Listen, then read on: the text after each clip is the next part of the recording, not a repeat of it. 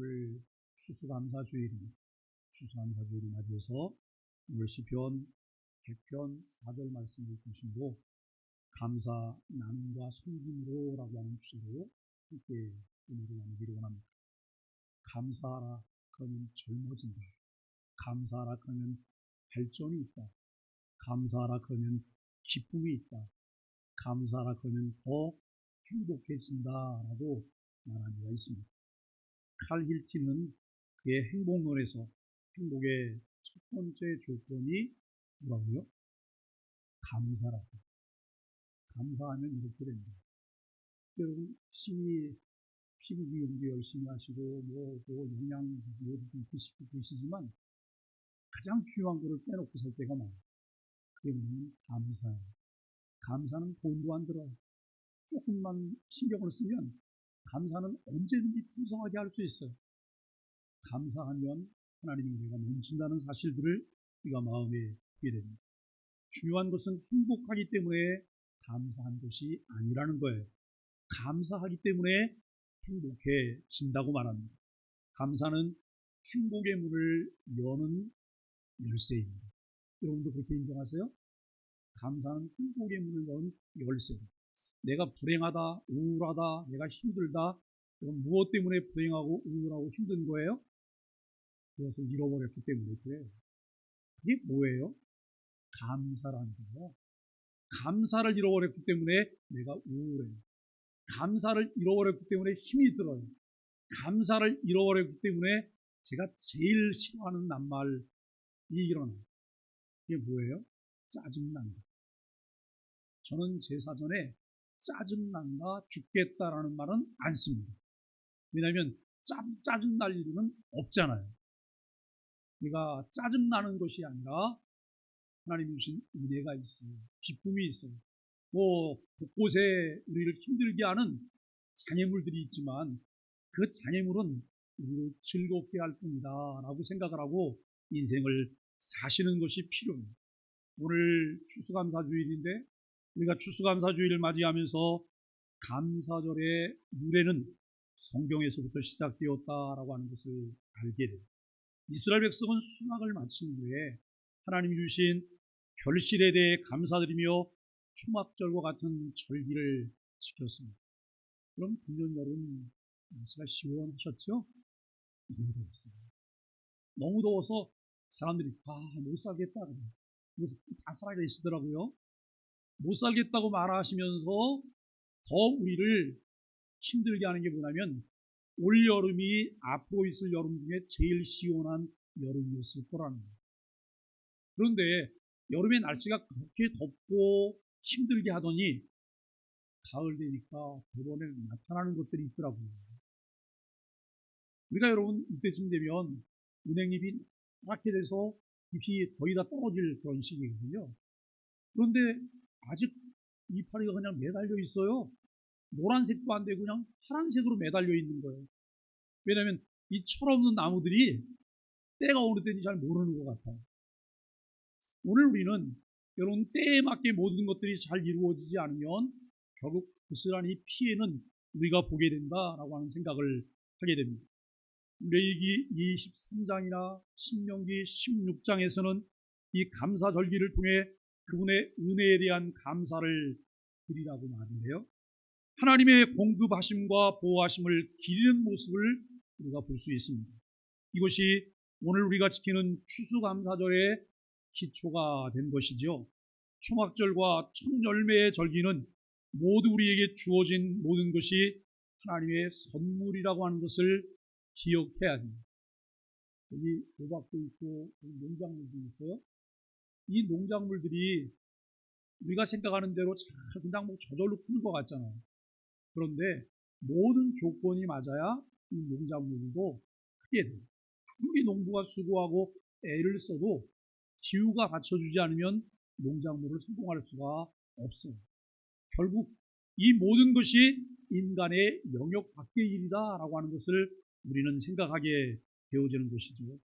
추수감사주일을 맞이하여 이 절기에 성경적 의미를 이해하고 감사를 극대화하기 위해서 우리에게 무엇이 필요할까요? 첫째는 감사의 마음으로 하나님께 나아가야 된다라고 하는 겁니다. 감사절의 첫 번째 의미는 모든 것의 주인이 되신 하나님께서 우리에게 주신 복에 대해서 감사하는 것입니다. 시편 100편 4절 말씀 우리가 아까 읽었습니다만, 감사함으로 그의 문에 들어가며 찬송함으로 그의 궁정에 들어가서 그에게 감사하며 그의 이름을 송축하라 라고 가르치고 있습니다.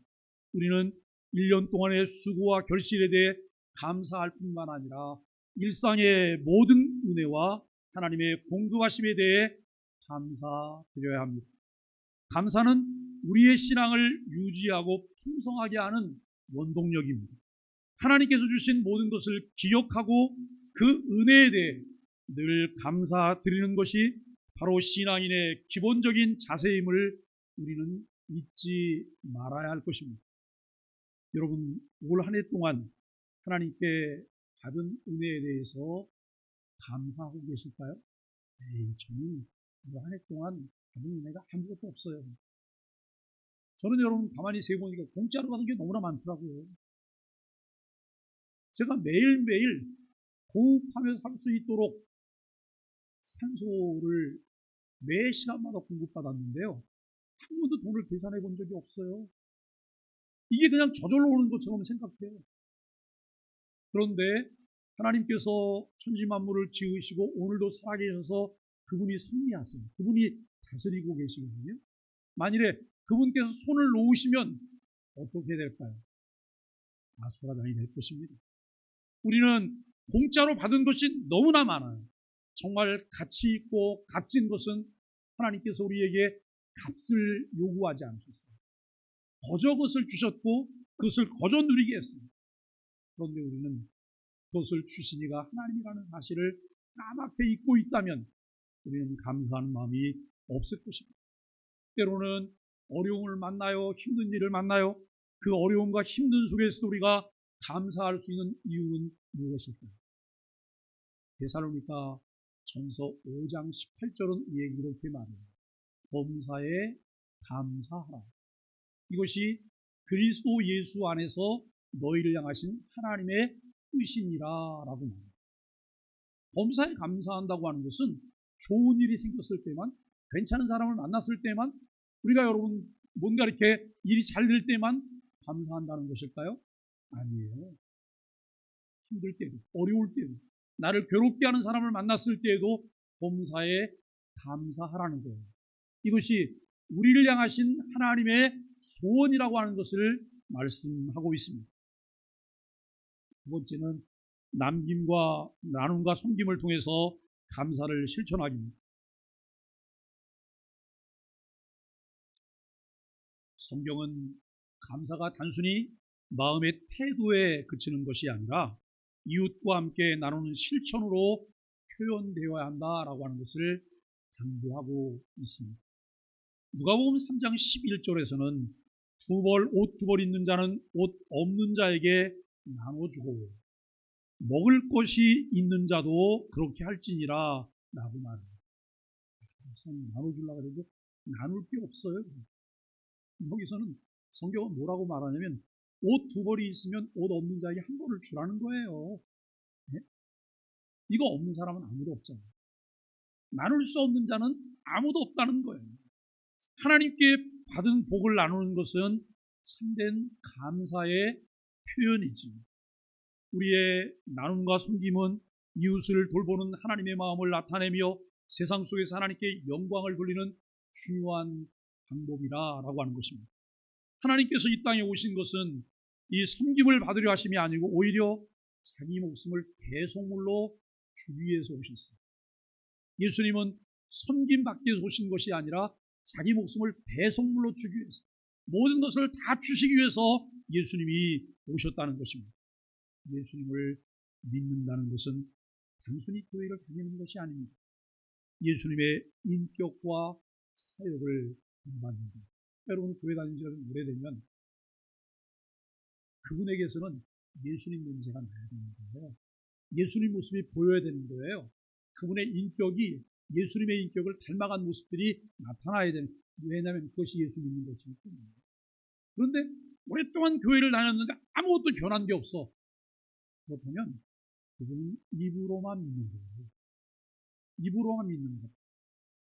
우리가 성경을 배우고 성경을 따라가면 성경은 우리를 어떤 사람으로 만들 것이라고 하는 것을 우리 성경 속에서 잘 볼 수가 있어요.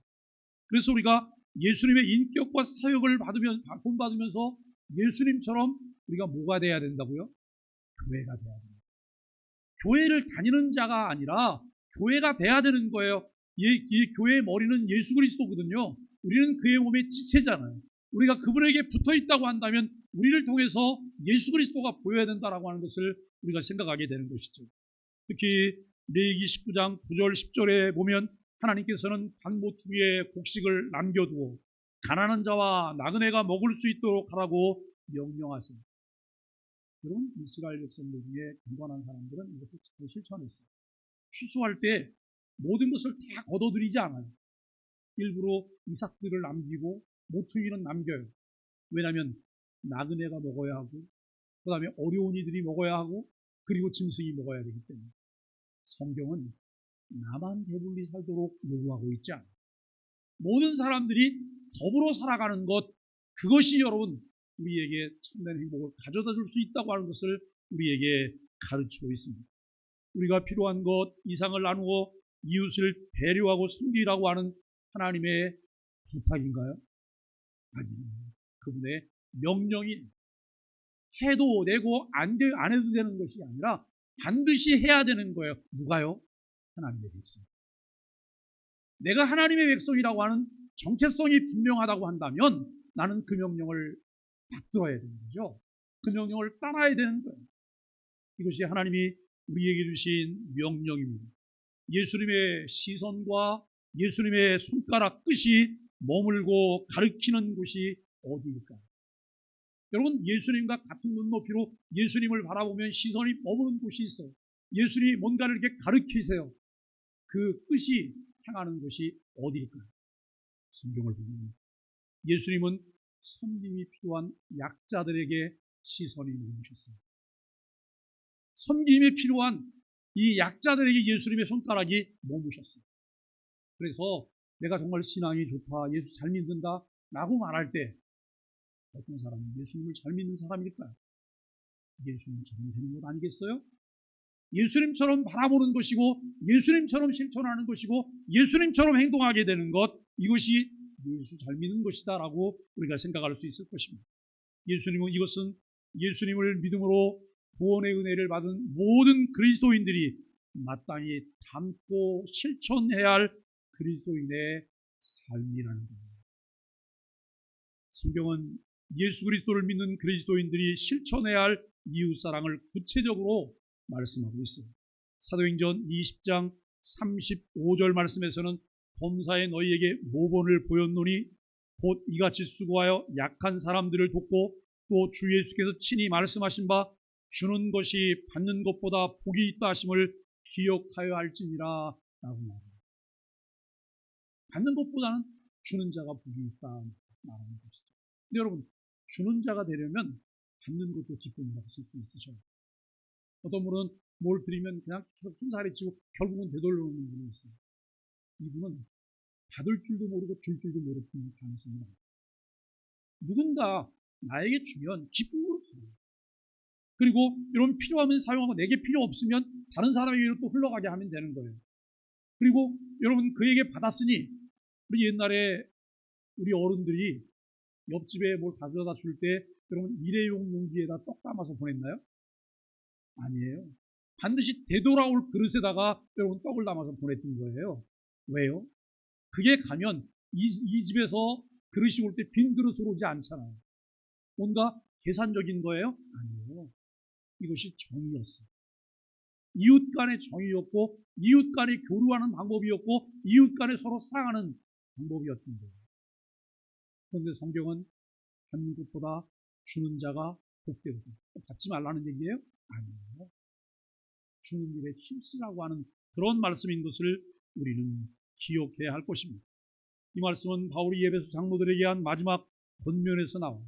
그는 자신의 삶을 통해 이웃을 섬기고 약한 사람들을 도우며 주님 말씀을 실천하는 삶이 얼마나 복된 것인지를 강조하고 있습니다. 잠언 19장 17절 말씀에 보면 가난한 자를 불쌍히 여기는 것은 하나님 여호와께 꾸어드리는 것이니 그의 선행을 그에게 갚아주시리라 라고 말합니다.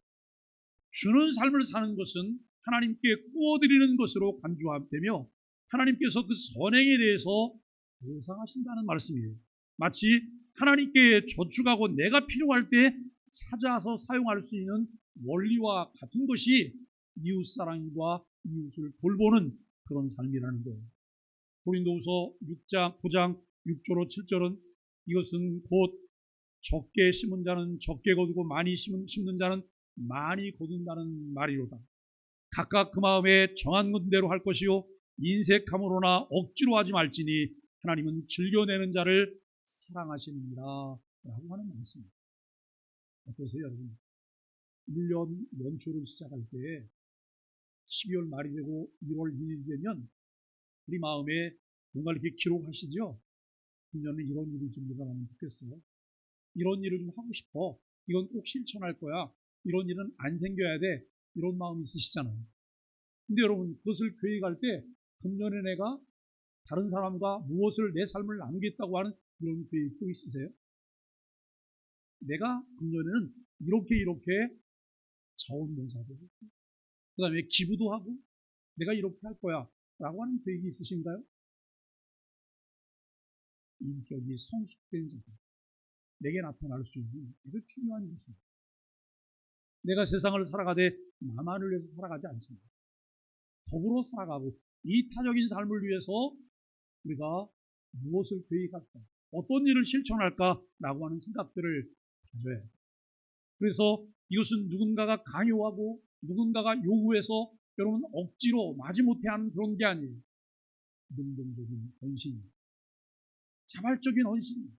왜냐하면 내가 받은 은혜가 있기 때문에 내 마음이 넉넉하고 풍성해지고 있기 때문에 우리가 그런 일들을 더 기쁨으로 할 수 있게 된다라고 하는 것입니다. 기쁨으로 주는 자는 하나님의 사랑을 받으며 하나님은 풍성한 은혜로 갚아주십니다. 의무감 때문에 억지로 하거나 남의 눈치를 보는 것이 아니라 감사하며 능동적으로 섬기고 봉사하며 나누는 삶을 말씀하고 있습니다. 누가복음 6장 38절 말씀에 보면 주라 그리하면 너희에게 줄 것이니 곧 후히 되어 누르고 흔들어 넘치도록 하여 너희에게 안겨주리라. 너희가 헤아리는 그 헤아림으로 너희도 헤아림을 도로 받을 것이니라 라고 말합니다. 그럼 꽤 많은 교인들이 교회를 나오면서 좋아하는 구절이 있어요. 좋아하는 구절. 네? 기도하라 그리하면 이루리라 복을 주시리라. 이거 굉장히 좋아하거든요. 그 구절을 붙잡아서 집에다 이렇게 붙여놓고 그러면 그 복을 받을 거라고 생각해요. 착각하지 마세요. 하나님은 그와 같은 것을 말씀하실 때 반드시 조건적이에요. 무엇을 하라 그리하면 주시리라. 그런데 그 앞에 건 싹둑 잘라버리고 뒤에 것만 봐요. 그리하면도 안 봐요. 네? 뭘 주시리라 라고 말해요. 그리고 무슨 뭐 급한 일이 다른 때 기도도 안 하다가 급한 일 생기면 막 기도하는 거예요. 하나님 그 기도를 들어야 될 의무가 있으세요? 없으세요? 하나님은 들을 마음도 없으신데 여러분 하나님께 막 졸라대는 거예요. 근데 하나님을 협박해요. 하나님 이거 안 들어주면 다음 주도 교회 안 나간다고. 여러분 저 같은 경우에 오지 마라. 뭐 안 와도 괜찮아. 나 손해볼 거 하나도 없고 너만 손해. 그런데 하나님은 속도 없으시죠. 따독하세요. 예, 그거만 보지 말고 그 앞에 것도 좀 봐라. 그 앞에 것도 보면 앞에서 뭘 말하는지. 교인이 얌체다. 교회가 얌체다. 이거는 왜 그래요? 성경은 절대로 교회가 얌체가 되도록 하지 않아요. 성경은 절대로 교인들이 얌체로 살도록 가르치고 있지 않아요. 교회는 다니지만 성경 말씀은 듣지만 내가 듣고 싶은 것만 듣는 거예요. 그리고 내가 마음에 두고 싶은 것만 마음에 두고 내가 여러분 말하고 싶은 것만 말해요. 그것 아니죠. 성경이 무엇을 말하는지 성경 구절이 있으면 여러분 전후 문맥들을 잘 보셔야 돼요. 성경 너머에서 무엇을 말씀하시려는지 우리가 잘 보셔야 돼요. 이것을 해야지만 교회 다니면서 하나님의 백성이 예수님 닮은 하나님의 사람이 된다는 것입니다. 나눔과 배품은 결국 하나님께서 더 풍성히 채우시는 은혜로 우리에게 돌아옵니다. 잠언 11장 24절과 25절은 그토 부재하여도 더욱 부하게 되는 일이 있나니 과도히 아껴도 가난하게 될 뿐이니라. 부재를 좋아하는 자는 풍족하여질 것이요 남을 윤택하게 하는 자는 자기도 윤택하여지리라 라고 말합니다. 여러분, 그런데 정말 이렇게 인정하고 믿으세요? 목사님, 나한테 있는 거 나눠주면 내가 가난해지는 거지 무슨 부해져요. 내가 주는 것만 생각해요.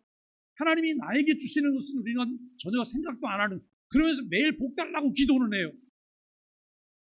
하나님이 살아계시다는 사실을 분명히 믿는다면 여러분, 우리가 나눔과 부재에 대해서 우리가 주는 자가 오히려 더 풍족해진다고 하는 원리를 성경을 통해 배우고 우리의 삶 속에서 실천해 가는 것. 그렇습니다, 여러분. 주는 것이 받는 것보다 복이 있다는 말씀은 성경 전체에서 나눔과 섬김의 정신을 강조하는 핵심적인 가르침입니다. 우리가 가진 것을 기쁨으로 나누며 섬길 때 하나님께서 우리가 더 큰 선한 영향력을 가진 자로 하나님과 사람들에게 은총과 귀중히 여김을 받게 될 것이라 라고 하는 것입니다. 어린 자녀들을 잘 키워내고 싶으시잖아요. 어린 자녀들에게 여러분 이기적인 그런 삶이 아니라 이타적인 삶을 가르치셔야 해요. 나만 사는 것이 아니라 옆에 있는 친구와 함께 사는 것을 가르치셔야 해요. 이것이 성경의 정신입니다. 하나님께서는 우리를 예수 믿게 하고 여러분 속박하고 노예로 만들어서 꼼짝 못하게 하려고 예수 믿게 하신 것 아니잖아요. 모든 것을 마음껏 누리게 하기 위해서 우리에게 예수 믿게 한 거예요. 그런데 우리는 늘 박스 속에 갇혀갖고 여러분 그 안에서 자유가 없이 살아요. 얼마나 불행한 것 아닐까요? 예수님을 믿음으로 여러분 우리 안에 참된 자유가 있다고 하는 것을 느끼고 누리면서 매일매일 사실 수 있게 되기를 바랍니다. 그리고 그 참된 자유를 함께 나누면서 여러분 우리 주변이 하나님의 나라가 되게 하는 것. 하나님의 나라는 의와 희락과 화평이라고 말합니다. 우리가 사는 사회가 의로운 사회가 될 수 있다면 얼마나 좋겠어요? 여러분, 우리가 사는 사회가 늘 기쁨이 넘치는 사회가 됐으면 얼마나 좋겠어요? 우리가 사는 사회가 아침에 눈을 뜨면 평안한 소식만 들려와요. 텔레비전 보시면 텔레비전에서 은혜가 넘치죠? 텔레비전을 볼 적마다 은혜가 없어요. 사건, 사고, 말도 안 되는 일, 드라마를 보면 드라마도 아주 말도 안 되는 이런 일들을 여러분 설정하고 드라마가 진행되죠. 하나님은 우리를 하나님의 자녀로 부르셨을 뿐만 아니라 우리로 하여금 다른 사람들 하나님의 나라를 누리게 하나님께서 우리를 초대하시는 겁니다. 우리는 우리의 삶 가운데 어떻게 하면 우리가 선한 영향력을 가진 자로 살아갈 수 있을까? 참 감사는 나눔과 섬김으로 완성이 되어집니다. 우리는 얼마나 자주 받은 것을 나누며 이웃을 섬기고 있을까요? 우리는 연중 계획 중에 몇 차례나 이웃을 섬기며 나누는 일에 기부하거나 헌금할 계획을 가지고 있습니다. 마지못해 억지로 하는 것이 아니라 기쁨과 감사함으로 주의 말씀을 기억하고 능동적으로 그러한 일에 참여하고 계십니까?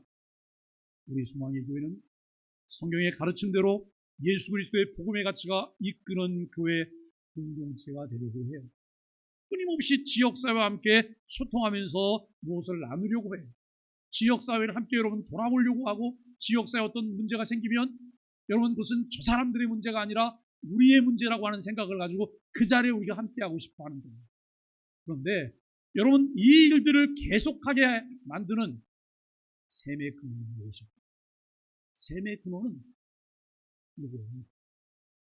예수 그리스도의 복음의 가치가 우리를 이끌 때에 이것은 끊임없이 일어나는 셈처럼 이와 같은 일들을 나누며 감당할 수가 있는 것이죠. 이것이 기도하십니다. 하나님, 남은 여생은 더불어 살아가는 생애가 되게 해주세요. 남은 여생은 함께 나누는 삶을 살게 해주세요. 점점 더 이웃이 많아지고 우리가 함께 삶을 이야기할 수 있는 상대가 많아지는 먹먹한 은혜가 우리에게 있게 되기를 바랍니다. 연세가 드시면 특징이 있잖아요. 출입이 많지 않아요. 연세가 드시면 은둔형이 되시는 거예요. 연세가 드시면 여러분 친구가 많잖아요. 전화할 때도 별로 없어요. 하루 종일 핸드폰 없는데 가지고 있어도 전화 한 통 안 올 때도 있습니다. 외로운 거예요. 외롭지 않은 삶을 만들어 가시고 집안에만 붙어 계시면 우리는 나중에 우리가 죽어도 모를 거예요. 그게 아니고 자꾸 누군가와 소통을 하는 것이 필요하잖아요. 그런데 누군가 소통해 주려고 하는 사람이 없다면 그 일이 불가능하잖아요. 우리가 그런 일을 할 수 있게 되기를 합니다. 우리에게 누가 내 이웃일까? 여러분, 나는 누구에게 이웃일까를 생각해 보세요. 나는 누구에게 이웃일까? 이런 생각들을 갖는 것이 필요합니다. 사회적 약자와 소외된 이들의 이웃이 될 뿐만 아니라 우리 동네에 필요한 문화를 함께 만들어가며 나누는 것, 저는 교회 공동체가 해야 되는 것입니다. 왜요?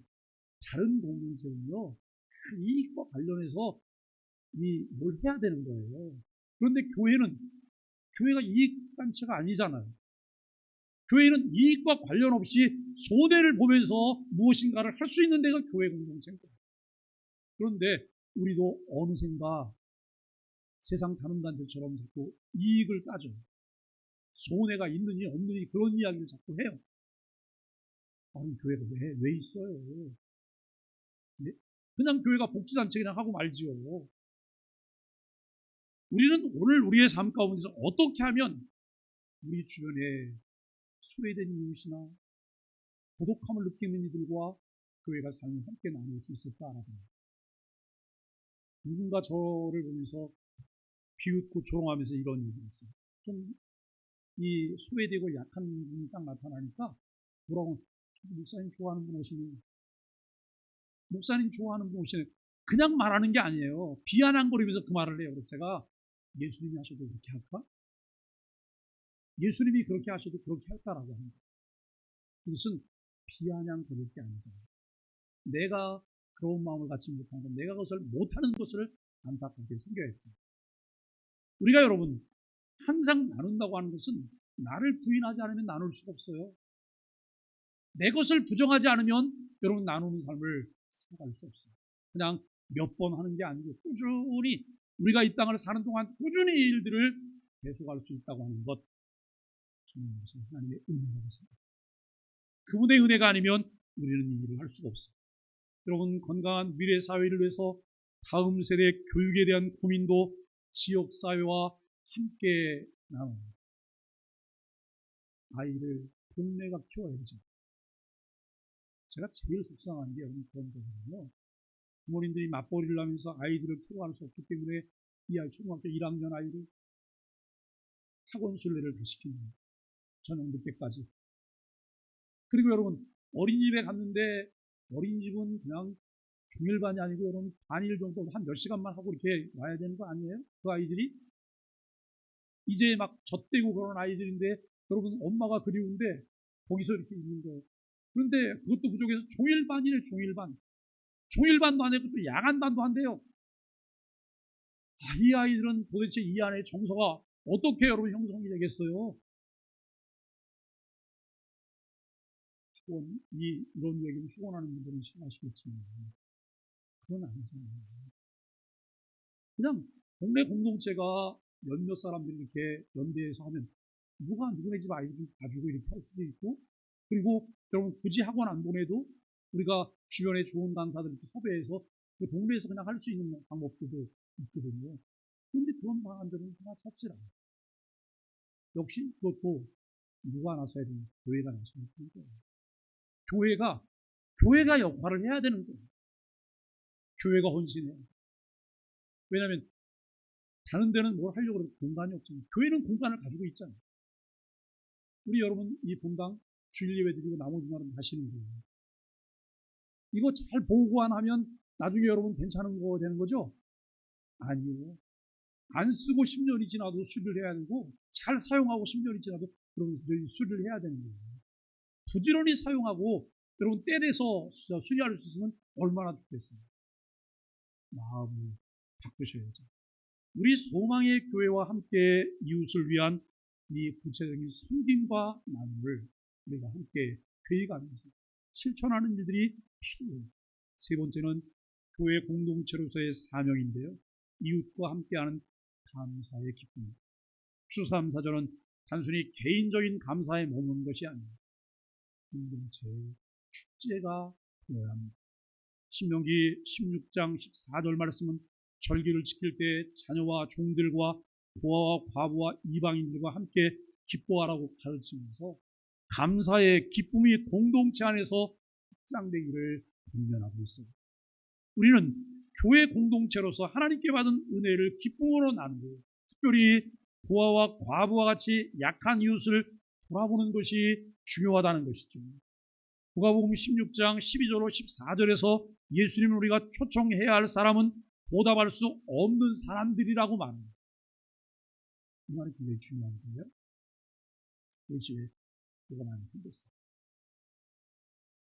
그런데 내가 아는 주변에 괜찮게 사는 사람들에게는 그걸 나눠줍니다. 근데 그 주변에는 정말 필요한데 좀 어려운 사람이에요. 그 사람들에게까지는 줄 필요가 없다고 생각해요.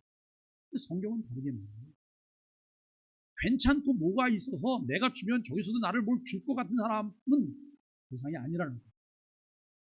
내가 뭘 줘도 줄 수 있는 게 아무것도 없는 사람에게 나눠주라는 거예요. 우리 생각은 그렇지 않습니다. 주고받고 해야 된다고 생각해요? 성경은 그렇게 말하고 있죠. 가난한 자, 병든 자, 소외된 사람들임을 말씀하고 있어요. 이웃과 함께하는 감사는 바로 이러한 사람들과 함께할 때 더 큰 의미를 갖게 된다라고 하는 것입니다. 교회는 이웃과 함께하는 감사의 축제를 통해 하나님의 사랑과 은혜를 증거하는 사명을 지니고 있어요. 아무리 번듯하고 좋은 병원이 지어져도 그 병원에 명의가 없다거나, 여러분 병원에 갔는 사람이 다 그냥 죽어서 이렇게 나온다든지 그러면 아무리 시설이 좋아도 사람들은 그 병원을 기피하게 될 거예요. 병원은 사람을 고치는 곳이고 사람을 살리는 곳이에요. 여러분 교회는 어떤 사명을 가지고 있어요? 한없는 하나님의 사랑과 그 은혜가 교회에 있기 때문에 이것을 함께 나눠줘야 될 사명이 교회에 있다는 것입니다. 교회의 사명은 이웃을 돌보고 함께 기쁨을 나누며 세상에 하나님의 나라를 드러내는 그런 삶입니다. 우리 교회가 이웃과 함께 감사와 나눔을 실천하기 위해서 할 수 있는 일이 무엇일까요? 각자가 실천할 수 있는 작은 나눔의 행동들은 어떤 것이 있을까? 사랑하는 소망의 가족 여러분, 그리고 오늘 친구되어 이 자리에 초대된 여러분, 추수감사절은 그저 한 번의 감사 행사로 끝나는 이벤트가 아닙니다. 이 절기를 맞아 우리는 감사의 마음으로 하나님께 나아가야 되고, 받은 축복을 이웃과 함께 나누고, 교회 공동체로서 이웃과 함께 감사의 기쁨을 나누는 사명을 실천해야 합니다.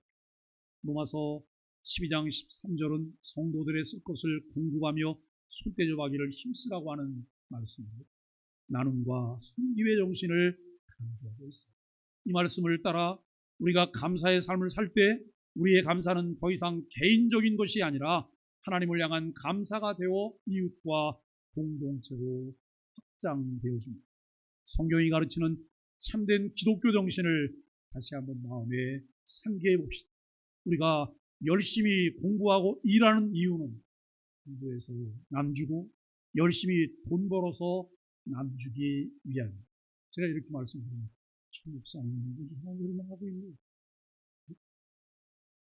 기독교 정신, 성경이 가르치는 정신이 이거예요. 왜 내가 열심히 일을 해야 될까? 왜 열심히 돈을 벌어야 될까? 남들에게 주기 위해서, 나누기 위해서. 목사님, 그런 게 어디 있어요? 내 주머니 아직 빈 주머니가 많은데요. 나누기 위해서 해야 됩니다. 자녀들에게 이렇게 가르쳐야 돼요. 열심히 공부해야 되는 이유는 남주기에서 공부해야 되는 거야. 남주기에서 열심히 일해야 되는 거야. 남주기에서 공부하기 싫을 때도 열심히 공부해야 되는 거야. 여러분, 이렇게 우리가 이야기할 수 있어야 됩니다. 성경은 우리에게 이기적인 삶이 아니라 이타적인 삶을 가르치며 요구하고 있습니다. 동네 안에 있는 소망의 교회가 우리 동네의 진정한 소망으로 자리하며 모두가 삶을 나누는 구심점으로 세워지는 교회가 되길 예수 그리스도 이름으로 간절히 축복합니다.